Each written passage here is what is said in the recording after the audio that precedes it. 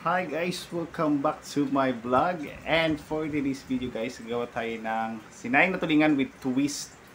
So sama natin intro guys, diretso sa ating video. Samahan nyo ko guys, tara na. Ayan guys, so andito yung ating for today's video. So ito yung ating main ingredients guys. So 1 kilo ito ng ating tulingan. So 4 na peraso. So tamtaman yung laki nito guys. So 200 peso ito guys. And then meron tayo ditong, yung sasabi kong twist guys, so yung gagawin ko ng laman ng baboy. So meron siyang lalagay natin sa ilalim. So meron tayo ditong sibuyas, and then yung ating pinatuyong kamyas, syempre yung ating bawang, and syempre asin, and yung ating pamintang buo guys. And ito guys, ipa-flatten na natin yung ating pork. So yung kasim worth 100 pesos ito guys. So lahat ng ingredients ay ilagay ko sa description box. Yan. Flatten lang natin to para smart yung ating sinaing na tulingan guys. So wala itong gata. Normal ito na sinaing guys. So medyo matagal-tagal itong ating pagsasaing kasi wala siyang gata. So yan. Flatten lang natin yung ating karne sa ilalim. Yan lang siya. So medyo maarte talaga nito guys. Matrabaho talaga ito. Trabaho yung paggawa nitong klaseng pagluluto. Tsaka syempre kailangan mayroong budget. So ayan, flatten na natin. And then guys, ito yung ating susunod natin yung ating kamyas na tuyo. Pinatuyong kamyas. So 10 piso ito. 20 pala ito guys. Wala na palang 10. So flatten na natin to. Ay, hindi pa pala ito guys. Yung ating sibuyas. So lalagyan natin na siyang sibuyas guys. Then yung ating tulingan. So version ko lang to guys ha. Kanya-kanya naman tayo version ng paggawa ng sinaing na tulingan. Ito yung version ko ng tulingan. So ayan. And then yung ating paminta.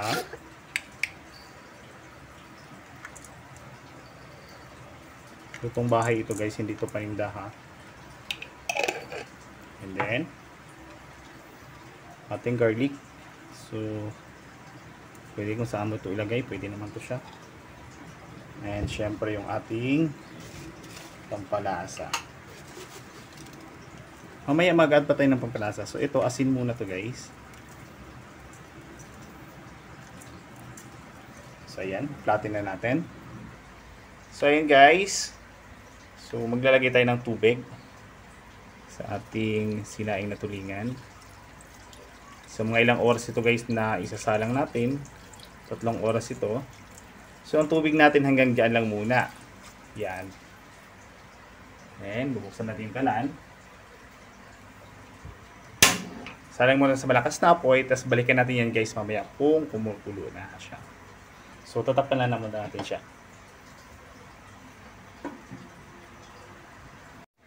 And ayun guys, silipin na natin yung ating sinaing na tulingan. So 2 hours na siya guys. 2 hours na siya nakasalang. So add natin yung, lagyan natin ng konting suka guys. So para lang maalis yung lansa ang ating sinaing na tulingan. So ito yung suka ay preserve ito guys. So ayan. And then pakuluin lang natin to. Hindi natin to tatakpan a few minutes. And mag-add tayo ng pampalasa guys. Add tayo ng ating cubes. Kahit anong cubes guys. Chicken cubes, sa cubes, pork cubes, kung anong meron sa kusina guys, pwede na yan. Ayan.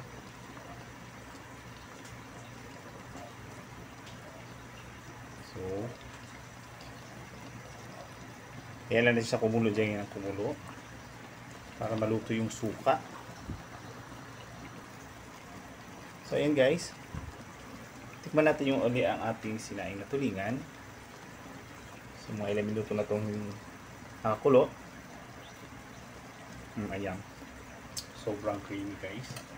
Sakto sa lasa at timpla. And then, i-cover na natin to kasi luto na yung suka. And then, balikan natin yan tomorrow guys kasi kakain tayo ng ating sinaing na tulingan. Bye guys! And, samahan nyo guys kumain sa ating sinaing na tulingan. So, ito yung ating tinulingan guys. So, yan. Sorry, dito sa... Ang twist nito guys ay meron siyang pork, diba? So, may siyang pork. Ayan, ito siya ng pork. So, yan siya guys. Siyempre, may rice tayo. Then, sabay niyo ako kumain guys sa ating sinaing na tulingan version ko. So, yan. Ito guys, so malis yung aking kamay. Ayan. Pwede tayo magkamay guys. So, samahan niyo ako. Tara na!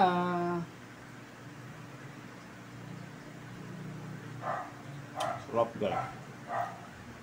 Ilagay ko sa description box lahat ng details ng aking ingredients guys. Ano siya oh? Sardinas na siya talaga siya guys. Yan.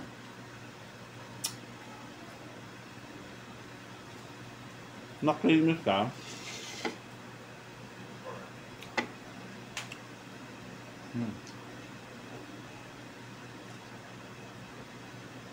Pati yung tininit guys, malambot na siya. Sobrang lambot ng tinik ng tulingan.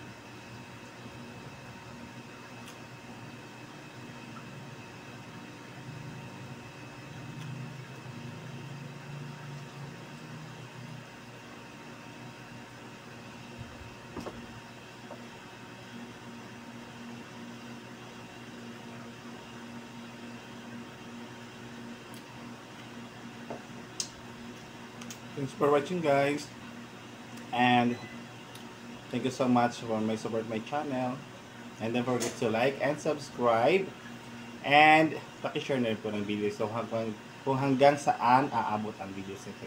Pa-comment na rin po sa baba. Thank you so much. Bye bye. God bless you.